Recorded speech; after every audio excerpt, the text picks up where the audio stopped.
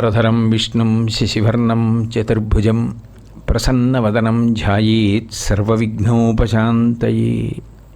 గురుర్బ్రహ్మా గురుర్విష్ణుః గురుర్దేవో మహేశ్వరః గురుస్సాక్షాత్ పరం బ్రహ్మ తస్మై శ్రీగురవే నమః. వ్యాసాయ విష్ణురూపాయ వ్యాసరూపాయ విష్ణవే నమో వై బ్రహ్మనిధయే వాసిష్ఠాయ నమో నమః.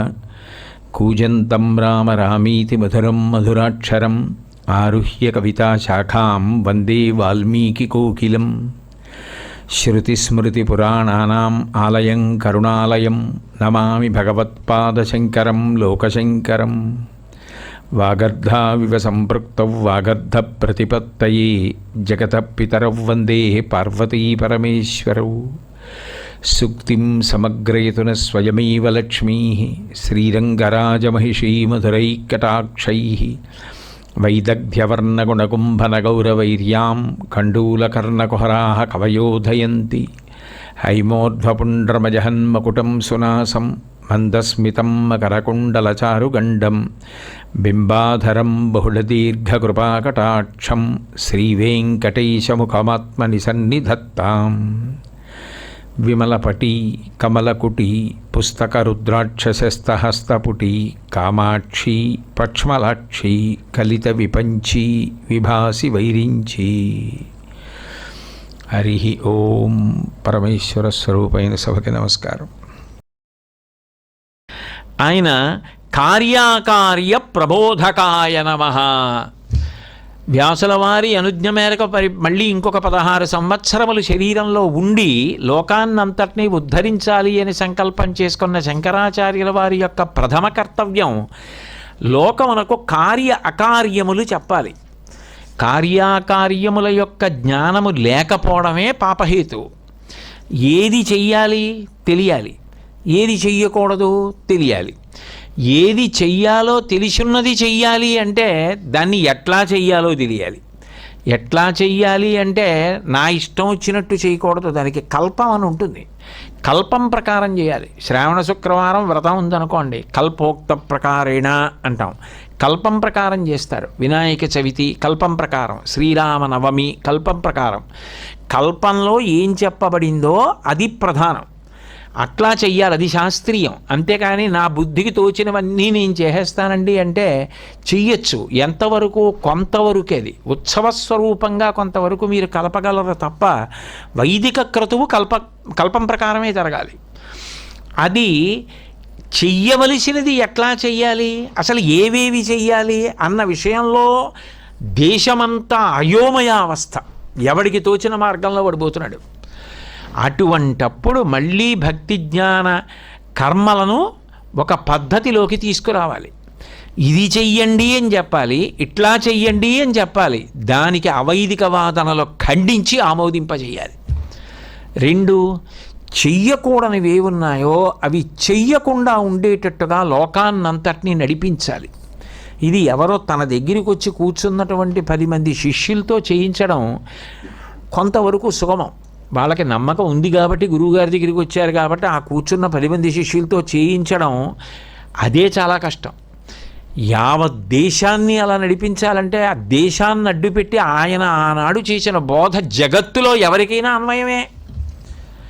ఎక్కడి నుంచి స్మరించినా వెంకటాచలం పాపాన్ని తీసేస్తుంది. మీరు అమెరికాలో ఉన్నారా, రష్యాలో ఉన్నారా అన్నదాంతో సంబంధం లేదు. మీరు ఎక్కడ ఉండి వెంకటాచలాన్ని స్మరించినా అది పాపాన్ని పరిహరిస్తుంది. అది వెంకటాచలం యొక్క గొప్పతనం స్కందపురాణంలో చెప్తారు. అట్లాగే జగత్తులో మీరు ఎక్కడ ఉండి శంకరాచార్యుల వారి బోధలు పట్టుకోగలిగినా మీరు తరిస్తారు. అందుకని జగత్తుకే గురువులు అయ్యారు వారు. దానికి ఎవరో గుండెలు బాధ తీసుకోవడం ఎందుకు, ఆయన జగద్గురువు అంటే.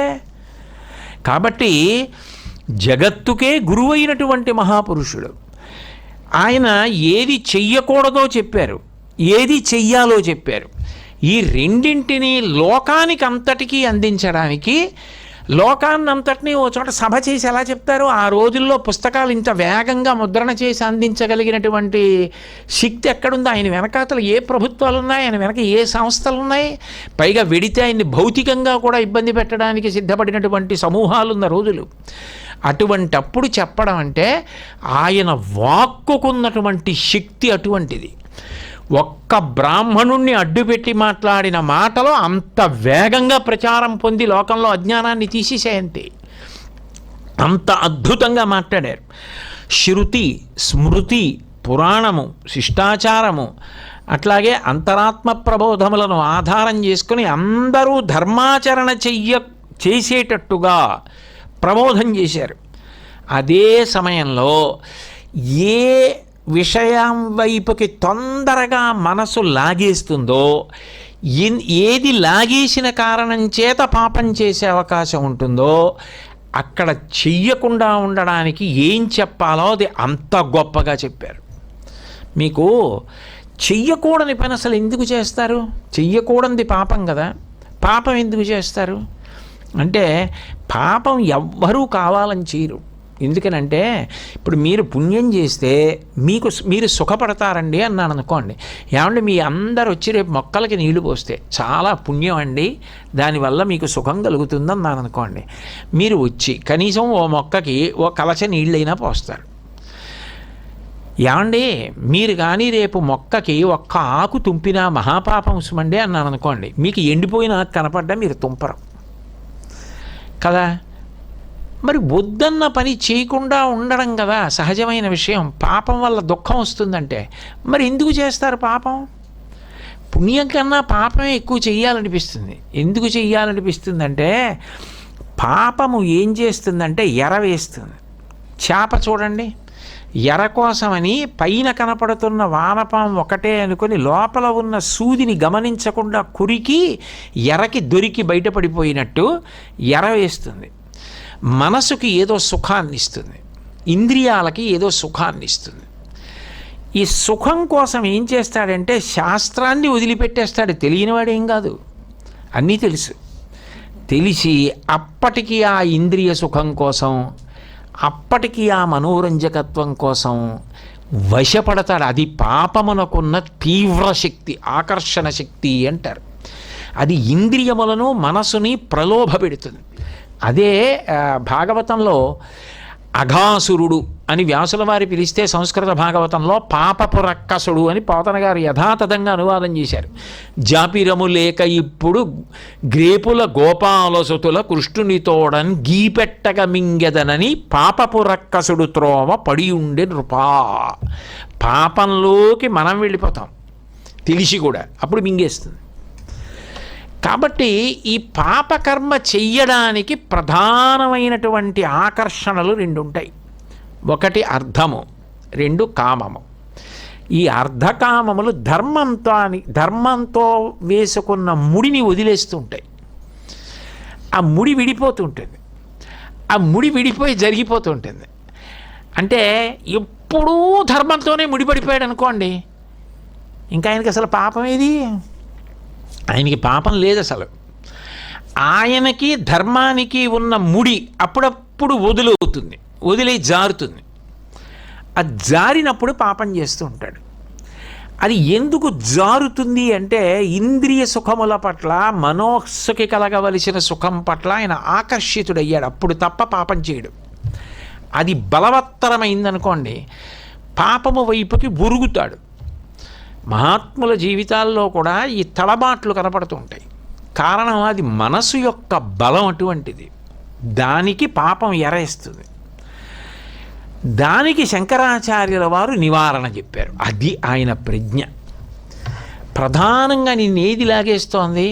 అర్థం, డబ్బు. అర్థము అంటే డబ్బు ఒక్కటే కాదు. అర్థము అంటే సుఖాన్నిచ్చేటటువంటి వస్తు సంచయాన్నంతటినీ కూడా అర్థమనే పిలుస్తారు శాస్త్రంలో. ఇల్లు, మంచాలు, కుర్చీలు, తను సుఖపడడానికి వాడుకునే వాహనాలు, తనని వినోదపరిచేటటువంటి వస్తువులు, వీటన్నింటినీ అర్థమనే పిలుస్తారు. ఈ అర్థం మీద ఉండేటటువంటి ఆకర్షణ ఇంకా అంతా ఇంతా కాదు. ఎందుకని అంటే అది మనిషి తనకు తానుగా చేసుకున్నటువంటి పెద్ద దోషం. ఒకటి, అలా లాగగలదు మనిషిని. రెండు, మనిషికి జంతువుకి 84 లక్షల జీవరాశుల్లో మనిషి అంత గొప్పవాడైనా మిగిలిన జీవులతో పోలిస్తే ఎక్కడ పాడైపోతాడంటే, జంతువు తన పిల్ల తనంత తాను ఆహారం సంపాదించుకునే వరకే పోషిస్తుంది. పక్షి తన పిల్లని తను ఆహారం తినే వరకు పోషిస్తుంది. ఆవు దూడ తనంత తాను గడ్డి తినడం వచ్చే వరకు పోషిస్తుంది, పాలిస్తుంది. తర్వాత ఇంకా పాలు ఇవ్వడం ఆపేస్తుంది. దూడ తనంత తాను బతుకుతుంది, ఆవు తనంత తాను బతుకుతుంది. కానీ మనిషి మాత్రం కొడుకులు, కోడళ్ళు, మనవలు, మునిమనవలు, ఇంకా తాను చూడనీను మనవలు, ఎప్పుడో 7 తరాలు 14 తరాలు, ఎన్ని స్థలాలు, ఎన్ని భవనాలు, తెలిసినవి తెలియనివి, నల్లనివి తెల్లనివి, బోలెడన్ని, ఇన్ని సంపాదించి ఏవో కాగితం మొక్క మీద ముద్ర వేసి దానికో విలువ పెట్టి తెచ్చి దాచి, ఎంత అల్లరి! ఇవి జంతువులకు లేవు, ఆ అల్లరి వాటికి లేదు. అందుకని హాయిగా వాటికి ఏమిటంటే వాటి కర్మ అనుభవించి వెళ్ళిపోతాయి. ఈ ప్రారంధాన్ని పెంచుకున్నవాడు మనిషి. ఈ అర్ధభ్రాంతి ఉందే, ఇది చెప్పనలవి కాదు, అంత ఆకర్షణ. ఈ అర్ధభ్రాంతే నీ చేత ఇన్ని పాపములు చేయించేస్తోంది. ఆఖరికి పాపం నువ్వు అట్టుకుపోతావు, సంపాదించింది వాళ్ళు పనిచేసుకుంటారు. ఏమిటి చేస్తావు? నువ్వు చేయగలిగింది ఏముంది? ఏమీ ఉండదు. ఆ శరీరం పడిపోగానే అమాయకత్వం ఎక్కడుంటుందంటే, కోడళ్ళు ఏ కోడలైనా వెళ్ళి తలుపులు తీసేసి కాగితాలవి ఏమైనా తీసి చూస్తోందా అని ఒకళ్ళ మీద ఒకళ్ళు పహరా పెట్టుకు చూసుకుంటారు. ఎందుకంటే ఈ లోపల ఎవరన్నా చక్కబెట్టేస్తారేమో అని జాగ్రత్త పడిపోయి తలుపులు ముందేసేయండి.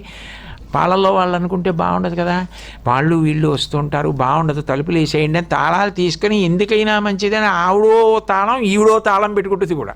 నలుగురు ఉంటే ఇంకా అదృష్టం. కాబట్టి ఒక్కత్తి ఉంటేనే కొంతవరకు నయమేమో, ఎలాగో ఆవిడకే పోతుంది కాబట్టి ఏమిటి సాధించాడు?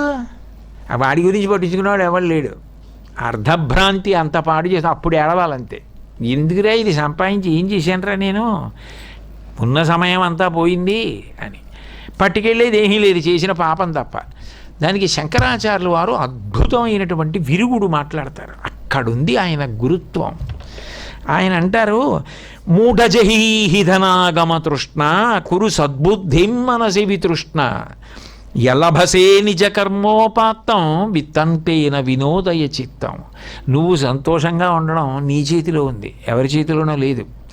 నీకు 24 గంటలు ఎదురుగుండా ఉన్న మేడం చూసి ఏడవడం, పక్కనున్న మేడం చూసి ఏడవడం, వెనకనున్న మేడం చూసి ఏడవడమే అలవాటైతే నిన్ను సంతోషపెట్టడం ఎవరికీ సాధ్యం కాదు. చాలామందికి ఇళ్ళే లేవు పాపం. నాకు ఇన్ని గదులున్న ఇంత పెద్ద ఇల్లుంది, హాయిగా పూజ చేసుకోగలను, చదువుకోగలను, పడుకోగలను, పిల్లలు వస్తే సంతోషంగా ఉండగలరు. ఈశ్వర నాకేం లోటు చేశారు మీరు అని సంతోషంగా ఉండడం నీ చేతిలో ఉంది. ఆ సంతోషంగా ఉండడం నీ చేతిలో లేనప్పుడు నిన్ను సంతోషపెట్టగలిగిన వారు ఎవ్వరూ ఉండరు. పోతన గారి భాగవతంలో మాట అంటారు, వ్యాప్తిం పొందక వగవక ప్రాప్తం బగు లేశమైన 10,000 తృప్తించందని మనుజుడు సప్తద్వీపములనైన చక్కంబడునే. 7 ద్వీపాలు రాసి ఇచ్చేసినా కూడా అయ్యా మీ పట్టు పీతాంబరం ఇవ్వలేదు అని ఏడుస్తాడు. తృప్తి మనిషికి ఉండాలి. మూఢజహీహి ధనాగమ తృష్ణాం, డబ్బు రావాలి రావాలి రావాలని ఎందుకురా ఏడి చాలా దుఃఖం పడిపోతావు. ఎంత సంపాదిస్తే దానికి తృప్తి? ఎన్ని స్థలాలు కొనేస్తే తృప్తి, ఎన్ని భవనాలు కొనేస్తే తృప్తి, ఎంత డబ్బు సంపాదించేస్తే తృప్తి, ఎంత బంగారం కొనేస్తే తృప్తి, దానికి అంతే ఎక్కడుంది? అంతే ఉంది అక్కడే. జీవితం అంతా దానిలోనే పోయే. మూఢజహీహి ధనాగమ తృష్ణ కురు సద్బుద్ధిం మనసి వితృష్ణ. ఇప్పుడు నీ జీవుణ్ణి ఎవరు చూస్తారా? నీ వయసు ఎంత? ఇంకెన్నాళ్ళు ఉంటావు? నువ్వు ఇంకా ఎప్పుడూ ఏదో పిల్లలండి మంచిదే చేయించావు, వాళ్ళు పెరిగి పెద్దవాళ్ళు అయ్యారు, వాళ్ళ చెప్పులు వాళ్ళు వేసుకొని వాళ్ళని తిరగని. ఇంకా నువ్వు అల్లరి పడిపోయి తిరిగితే ఆ ఉన్న సమయం నీకు దేనికి పనికి వస్తుంది? వాళ్ళు బాగానే ఉంటారు, నువ్వు సంపాదించిన వాళ్ళు పంచుకుంటారు. చేసిన పాపం ఒకటి పట్టుకుపోయి నువ్వేమిటి పొందుతావు వచ్చే జన్మలో? ఈ మనిషి జన్మ కూడా వస్తుందని నమ్మకం లేదు. కురు సద్బుద్ధిం మనసి వితృష్ణ. ఆ తృష్ణ వదిలేయిరా, సద్బుద్ధి పెట్టుకో. పోనీ స్వార్థం అంటే ఏమిటి? నీ కోసం నువ్వు చేసుకోవడం. ఇంతకన్నా స్వార్థం ఏముంటుంది? నీ జీవుడి సంగతి చూసుకో. ఇంకా ఆయన మరి పెట్టేసి అద్దెసుకుంటున్నాడు, అయిపోయిందిగా, చాలా కాలం అయిపోయింది, ఇంకా అన్నాళ్ళు ఉండిపోతాయి. అంటే షష్ఠి పూర్తి అయిపోయిందంటే రెండో షష్ఠి పూర్తి వరకు ఉంటాడా? ఎవడన్నా 120 ఏళ్ళు ఉంటాడా? ఉండడు కదా. కాబట్టి పెట్టి సర్దాలి కదా. పెట్టి సర్దుతున్నప్పుడు కనీసం అయ్యో ఉన్న సమయాన్ని సద్బుద్ధితో వాడుకుందాం, ఏదో మనకి తోచిన కాడికి పుణ్యం చేద్దాం, శరీరమా ఓపిక తగ్గిపోతోంది, ధారణాశక్తి తగ్గిపోతోంది అని ఆలోచించకుండా ఇంకా ఏమిటో చేసేస్తాను, ఇంకా డబ్బు, ఇంకా భూములు, ఏంటి చేస్తావు? ఆఖరికి ఊపిరి ఆగిపోగానే ఇంట్లో కూడా ఉంచారు, వీధిలో పడుకోబెడతారు. ఎందుకు రేది? కురు సద్బుద్ధిం మనసి వితృష్ణ ఎల్లభసే నిజ కర్మోపాత్తం విత్తంతేన వినోదయ చిత్తం. నీ అంత నీకుగా నువ్వు చేసుకున్న కర్మ వలన భగవంతుడు నీకు ఏది ఇచ్చాడో దానితో సంతోషంగా ఉండడం నువ్వు నేర్చుకో తప్ప ఇంత ఉంటే సంతోషంగా ఉంటుందన్న మాట లేదు అర్థమునందు. అలా అనిపిస్తుంది. ఇల్లు లేనప్పుడు ఒక ఇల్లు ఉంటే బాగుండనిపిస్తుంది. ఓ ఇల్లు ఉన్న తర్వాత కొడుక్కో స్థలం కొంటే బాగుండనిపిస్తుంది. కొడుక్కో కూతురు పుట్టిన తర్వాత దానికి కన్యాదానం చేసేటప్పుడు తాతగారని నా పేరు చెప్తారు కదా. దిక్కుమాలిన తాత ఏమీ ఇవ్వలేదనుకోకుండా అప్పుడు నా పేరు మీద నేను స్థలం ఇస్తే నా పేరు చెప్పినప్పుడు మా తాతగారు నాకు స్థలం ఇచ్చారంటుందో స్థలం కొనాలనిపిస్తుంది. దానికి అంతే ఎక్కడుంది? అలా పుడుతూనే ఉంటాయి. ఏవో చెయ్యాలని తెస్తూ ఉండాలి, ఇస్తూ ఉండాలి. ఈలోగా అయిపోయే కాలం. కాబట్టి కురు సద్బుద్ధిం మనసి వితృష్ణ. ఇంకా అసలు పెళ్లి చేసి చాలామంది ఏమంటారంటే ఇంక అమ్మాయి గట్టున పడిపోయానండి, గురువుగారు ఇంకా మీ వెనకాలే అంటుంటారు. నాకు తెలుసు ఇంకా బాగా వెనకపడ్డం మొదలవుతుంది నీకని.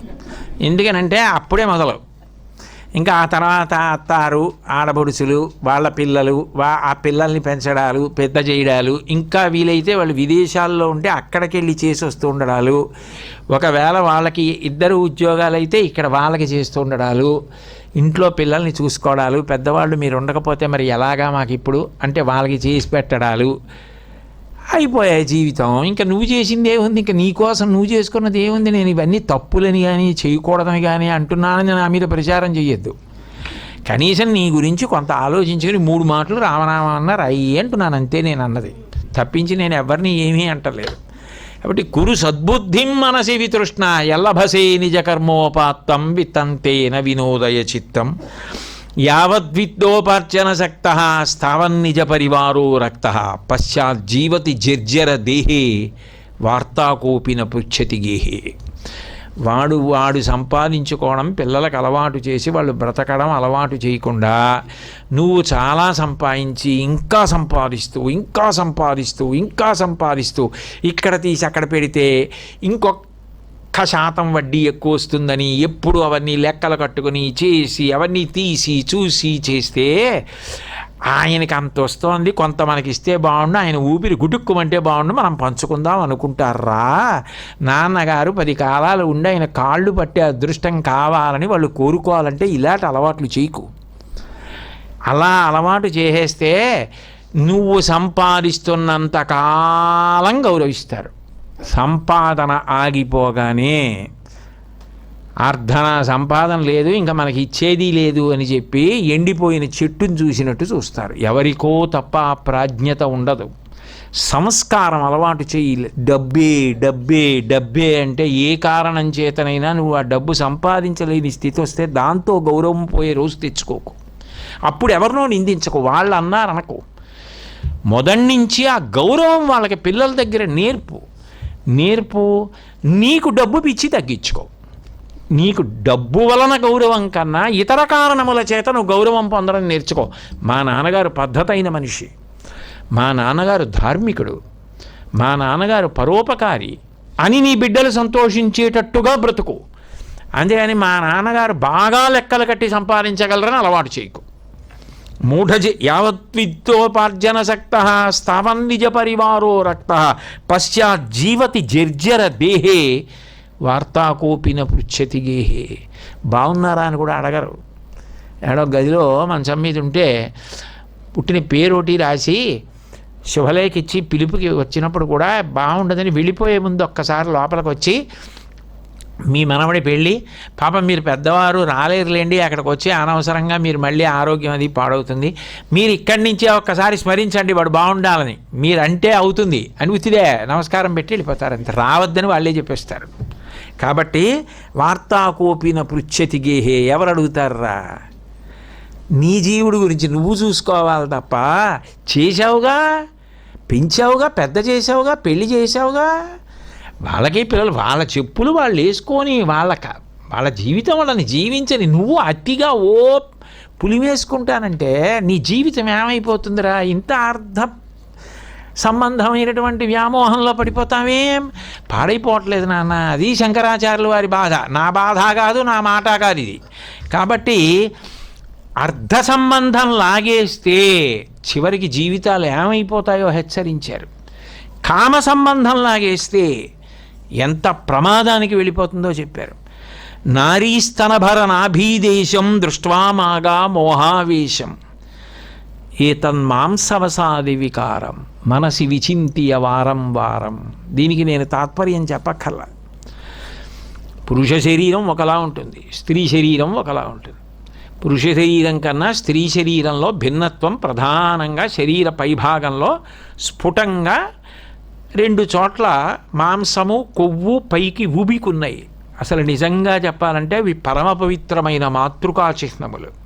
అవి బిడ్డలు బ్రతకడానికి కారణములు, పాలి ఇచ్చి పోషించేటటువంటి శరీరావయవములు.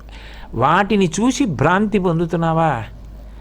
ఆ చర్మం ఒక్కటి తీస్తే లోపల నెత్తురు, మాంసం, కొవ్వు, దానికోసం జీవితం పాడు చేసుకుంటావా? దానికోసం ధర్మం వదిలిపెట్టేస్తావా? వద్దు, నా మాట విను.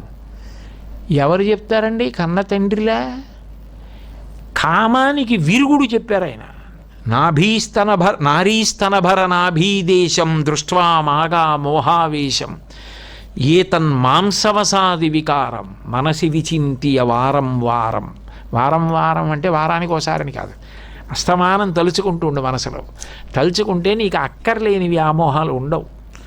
నీ జీవితాన్ని నువ్వు పదలంగా ఉంచుకుంటావు. భగవద్భక్తి గొప్పది. భగవంతుణ్ణి నమ్ము. మళ్ళీ రమ్మంటే రాదు మనుష్య జన్మ.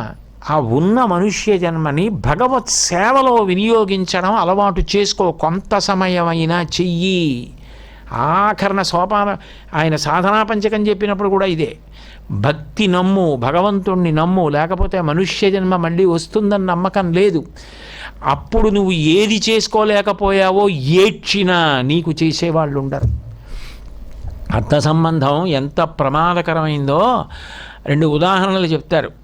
పట్టుపురుగు దానికి ఆకులు వేస్తే ఆ ఆకులు తిని పట్టు దారం వదిలిపెడుతుంది. వదిలిపెట్టి చుట్టూ గూడుల అల్లి మెత్తగా ఉంటుంది కదా పట్టుదారం, అందులో పడుకుంటుంది ఆకులు తినేసిన మీదట. ఇప్పుడు పట్టు దారం కావాలనుకోండి, ఎలా? ఆ దారం అంతా కండికి పెట్టి తీసేయాలి. అందుకని ఏం చేస్తారంటే, నేను వినదుసమండి, ఆ పట్టు దారం ఉన్నటువంటిది ఆ లోపల ఇంకా పట్టు పురుగు నిద్రపోతుంటుంది, గాఢ నిద్ర.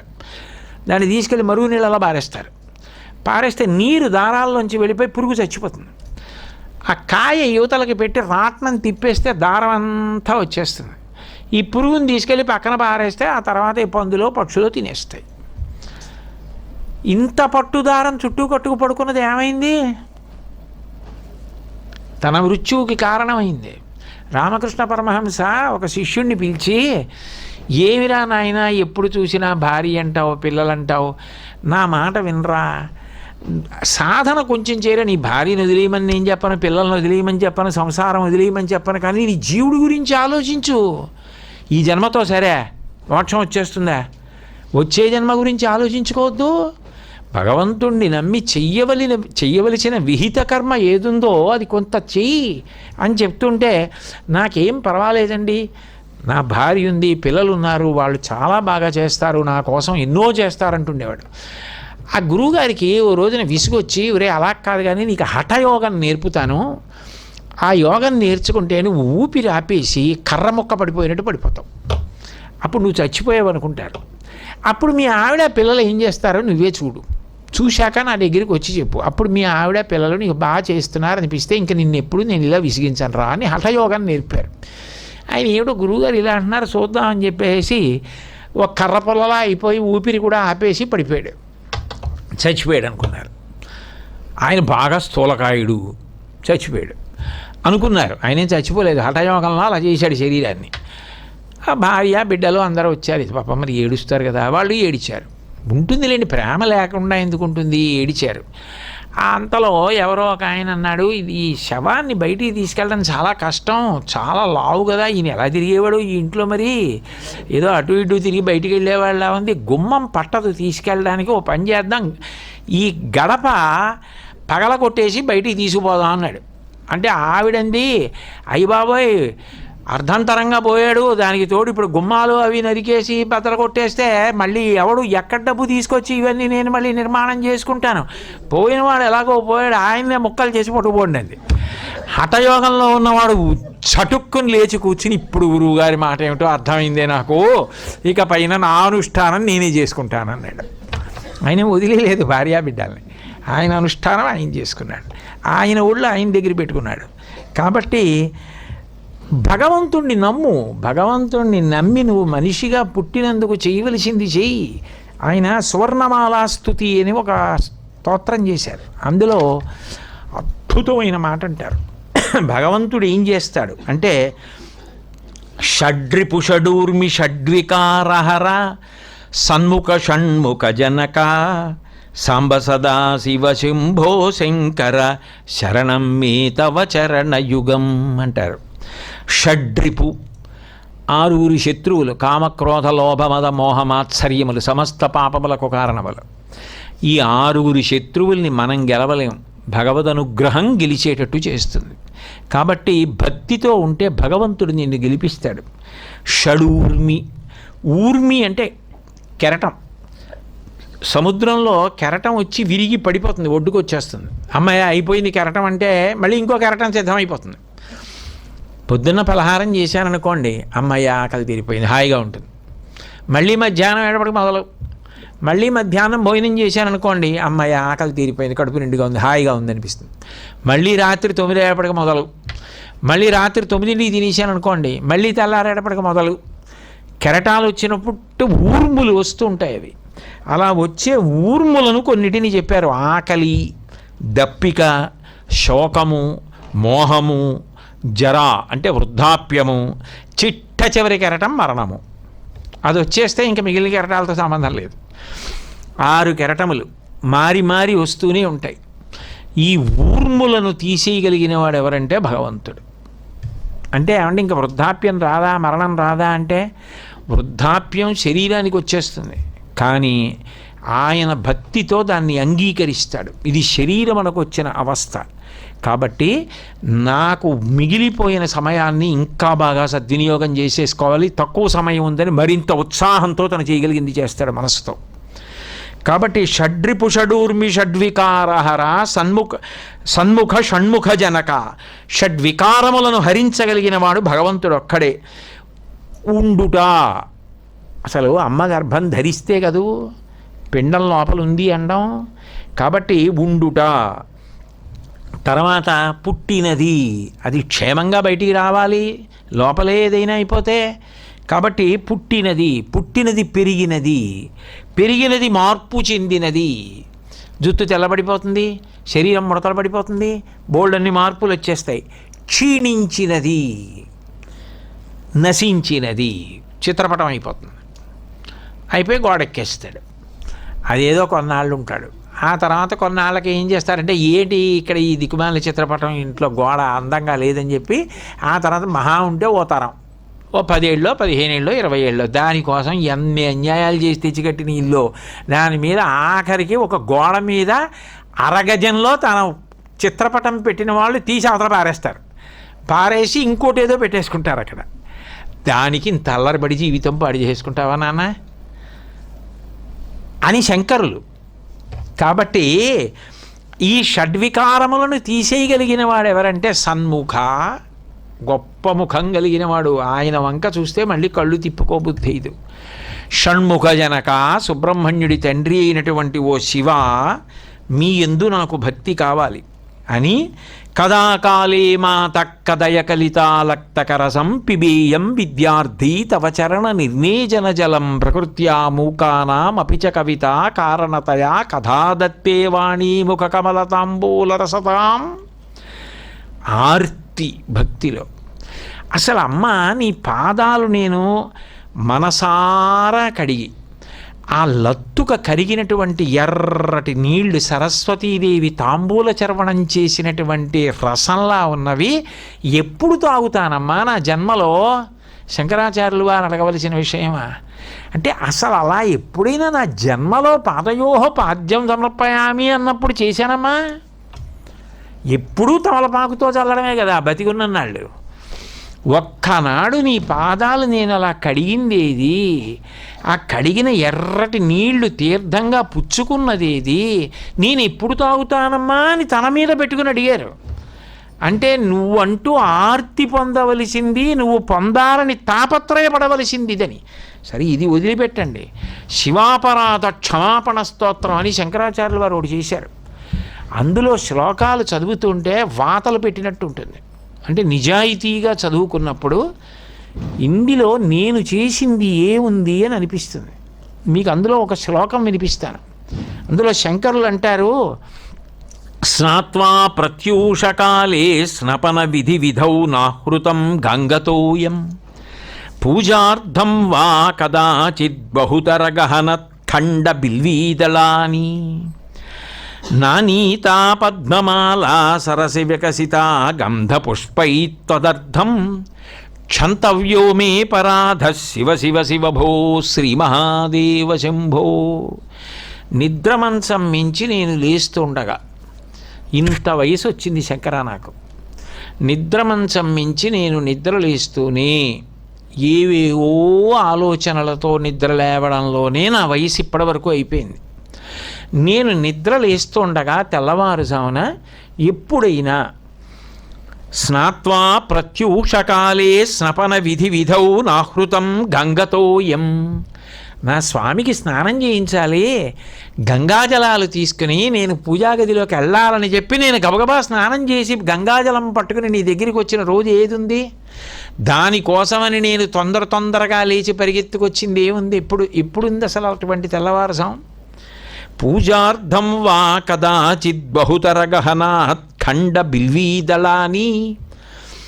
ముళ్ళు గుచ్చుకుంటున్నా పరమేశ్వరుడి కోసం కోమలమైన బిల్వదళాలు సేకరిద్దామని నేను ఎప్పుడైనా గహనమైనటువంటి బిల్వదళాలు ఉన్నటువంటి వన ప్రాంతంలోకి వెళ్ళి దళాలు కోసి తెచ్చి నీ పూజ కోసమని అవి అలాగే కోమలంగా ఉండాలని జాగ్రత్తగా ఏ తడి బట్టలోనో పెట్టి నిద్రలేస్తూనే ఆ బిల్వదళాలు గుర్తొచ్చి తెల్లవారుజామున గబగబా స్నానం చేసి ఆ తడి బట్టలోంచి తీసి కింద పడకుండా ఒక తట్టలో పెట్టుకుని స్వామి ఇవి నీ పాదాల మీద వెయ్యాలి నేను అని చెప్పి తొందరపడిన రోజు అసలు ఉందా ఎప్పుడైనా ఇన్నేళ్లలో? నువ్వు దశాబ్దాల ఆయుర్దాయం ఇచ్చావు. ఏ ఒక్క రోజైనా తెల్లవారకట్ట లేచి నేను చేసింది ఇలా ఎప్పుడైనా ఉందా? ఒక్క తెల్లవారకట్ట ఇలా లేచానా? ఇలా పరిగెత్తానా నీకోసం? నానీతా పద్మమాలా సరసి వికసితా గంధ పుష్పైస్త్వదర్థం. సూర్యోదయాత్ పూర్వం వికసించినటువంటి నవచైతన్య పుష్పములను కోసి తెచ్చి నా స్వామి మెళ్ళో అందంగా అలంకరించాలని నేను తెల్లవారుజామున ఆర్తితో దండ కట్టినది ఏమైనా ఉందా? నువ్వు ఎంత ఆయువు ఇచ్చావంటే ఇప్పటికీ ఇంత ఇచ్చావు. ఇంత ఆయుర్దాయంలో నేను ఎన్ని తెల్లవారుజాములు ఇన్ని ఆర్తితో లేచి నీ సేవ చేసినవి ఉన్నాయి? నిజంగా నువ్వు ఆ మనసులో అది పెట్టుకుంటే నా ఆయువు ఇంతకాలం ఉండొచ్చా? ఏం చేశానని నన్ను ఇంత ఆదరించావయ్యా? ఎప్పుడు గుర్తొచ్చావయ్యా తెల్లవారగట్ట నాకు? నిద్ర లేవగానే నీ కోసం నేను పరిగెత్తింది ఎప్పుడుంది? నీ కోసం గబగబా స్నానం చేసింది ఎప్పుడు? నీ కోసం గబగబా బిల్వదళాలు పట్టుకుని అంత ప్రేమతో నీ పాదాల మీద వేస్తూ ఆనంద భాష్పాలు నేను కార్చింది ఎప్పుడు? నేనంటూ గడియారం చూసుకుని ఇంకో పని ఉందని తొందరగా పూర్తి చేసింది ఏమైనా ఉంటే పూజ ఒకటే. మీ పూజే నాకు బరువు. ఇంకా మిగిలిన ఏ కార్యక్రమానికైనా ఇది అడ్డంకని చాలా తొందరగా ఇంత ఎందుకండి లఘువు పూజ ఉండదా? విష్ణు సహస్రం ఎందుకండి? శ్రీరామ రామ రామేతి అనే బతికేశాను తప్ప స్వామి ఎప్పుడైనా ప్రశాంతంగా అబ్బా ఇంకొక గంట చేద్దామని నేను ఆనందపడిపోయి గంట చేసేవాడిని, 2 గంటలో 3 గంటలో ఆనందంతో మిమ్మల్ని పూజించింది ఎప్పుడు? తెల్లారకట్టలా లేచింది ఎప్పుడు? నేను మళ్ళీ లేస్తాను పోనీ అని కూడా చెప్పగలనా? ఆర్తి రేపు తెల్లవారుదామైనా ఉంటుందా? కాబట్టి నేను మిమ్మల్ని అడగగలిగింది ఒకటే, క్షంతవ్యోమే పరాధ శివ శివ శంభో, నా తప్పు క్షమించండి అంతే. మీరు నాకు ఇవ్వడానికి ఎంత ఆర్తి పొందారు, ఇంత పెంచారు, పెద్ద చేశారు, 6 అడుగుల ఎత్తు చేశారు, చదువుకోమన్నారు, ఉద్యోగం ఇప్పించారు, లక్షలు లక్షలు కోట్లు సంపాదింపజేశారు, ఇల్లు ఇచ్చారు, కీర్తినిచ్చారు, వాహనాలు ఇచ్చారు, పిల్లల్ని ఇచ్చారు, మనవల్ని ఇచ్చారు. నాకు ఇవ్వంది ఏముంది? అన్ని ఇచ్చారు. ఇన్ని మీరిచ్చారు. నేను 24 గంటలు అక్కర్లేదు, నిద్ర లేచినప్పుడు ఒక్క తెల్లవారుజామున మీకోసం పరిగెత్తింది లేదు. పరిగెత్తింది ఏమైనా ఉంటే 2 అక్షరాల కోసం, 1 అక్షరం కోసం పరిగెత్తే. మీ అందరికీ తెలుసు 2 అక్షరాలు 1 అక్షరాలు ఏమిటో. మళ్ళీ నేను అనడం ఎందుకు అంటే, నేను మిమ్మల్ని ఉద్దేశించి కాదు సుమండి, మీరందరూ తెల్లవారుజామున భగవత్ సేవ కోసం పరిగెడుతున్న వాళ్ళు. నా బోటిగాడి జీవితాన్ని నేను చెప్తున్నది. కాబట్టి ఈశ్వర నన్ను మన్నించు అంటే, నిజానికి శంకరాచార్యులు వారు తన మీద పెట్టుకు చెప్పాలా ఈ శ్లోకం? ఆయన చెప్తున్నది ఏమిటి? చిట్ట చివర క్షంతవ్యోమే పరాధ, నా అపరాధం క్షమించు. శంకరాచార్యులు వారు అది చేసింది కాదు. కనీసం నేను చదివితే ఆ శ్లోకం, అయ్యయ్యయ్యో ఎంత తప్పు జరిగిపోయింది, ఒక్క తెల్లవారుజాము వారంలో 1 రోజైనా నేను అలా చేయకపోతే అంతకన్నా కృతజ్ఞత ఇంకా లేదు నా జన్మకి, నేను చెయ్యాలి అన్న పూనిక నాకు కల్పించడం కోసం తన మీద పెట్టుకున్న మహాపురుషులు శంకరులు తప్ప మన మీద పెట్టి చెప్పాలి ఆయన. అంత సున్నిత మనస్కులు. 2, మనం చెయ్యలేదని గుర్తిస్తే ఏదో ఒక్కరోజైనా చేస్తాను, దానికే పొంగిపోతాడు ఆయన. శ్రీశైలేషు భజింతునో యభౌ కాంచీనాథు సేవింతునో కాశీవల్లభు కల్వబోతున మహాకాళేషు పూజింతునో నా శీలం మణువైన మేరువణుచున్ రక్షింపవే నీ కృపా శ్రీ శృంగార విలాస హాసములచే శ్రీకాళహస్తీశ్వర అంటాడు దుర్జటి. నేను చెయ్యలేకపోయానని చెప్పినా పొంగిపోతాడు, చెప్పాడు రా నిజాయితీగా అని. అంత ఉదారుడు కదా అని కనీసం క్షమాపణైనా పరిపూర్ణ హృదయంతో స్వామికి చెప్తాడేమో.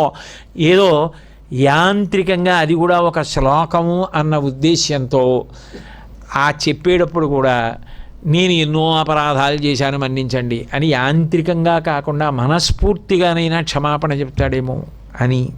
2, మిగిలిన కాలానికి ఇది పూనికనిస్తుందని, ఇన్ని ఇచ్చినవాడికి నేను ఏం చేయలేకపోయానన్న అపరాధ భావం కలిగితే మనస్ఫూర్తిగా ఒక్కసారైనా చేస్తాడని, ఎంత తాపత్రయంతో తప్పులన్నీ తన మీద పెట్టుకుని నిజంగా ఆ శివాపరాధ క్షమాపణ స్తోత్రం చదువుతుంటే మనం దాటిపోయిన ఒక్కొక్క దశలో తప్పులు జ్ఞాపకానికి వస్తుంటే, మా కోసం మీ మీద పెట్టుకు చెప్పారా ఇవన్నీ? మా బ్రతుకులు కవివి, వీటిని మీ మీద పెట్టుకున్నారా? ఇంత కోమల హృదయులా? మా తప్పు మాకు చెప్పకుండా మీ మీద పెట్టుకుని మీరు క్షమాపణ చెప్పారా శివుడికి? ఏమి మహాపురుషులు! అటువంటి శంకర భగవత్పాదుల యొక్క పాదములను స్మరిస్తే చాలు కదూ. కాబట్టి అటువంటి మహానుభావుడైనటువంటి శంకరాచార్యుల వారు నిరంతరం కూడా మనం చెయ్యవలసిన కర్మలు చెయ్యడానికి, చెయ్యకూడని కర్మలు చెయ్యకుండా ఉండేటట్టుగా ఆపడానికి తన ప్రబోధాన్ని 2 వైపులా తిప్పుతూ లోకానికంతటికీ కూడా ఎంత అద్భుతమైన సందేశాన్నో అందించారు. అందుకని ఆయనకి కార్యాకార్య ప్రబోధకాయ నమః అన్న నామం వచ్చింది. మంగళాశాసనపరై మదాచార్య పురోగమై సర్వైశ్చ పూర్వైరాచార్యై సత్కృతాయాస్తు మంగళం. మంగళం కోసలేంద్రాయ మహనీయ గుణాత్మనే చక్రవర్తి తనూజాయ సర్వభౌమాయ మంగళం. ఉమాకాంతాయ కాంతాయ కామితార్థప్రదాయినే శ్రీగిరీశాయ దేవాయ మలినాథాయ మంగళం. సర్వం శ్రీ ఉమామహేశ్వర పరబ్రహ్మార్పణమస్తు. స్వస్తి.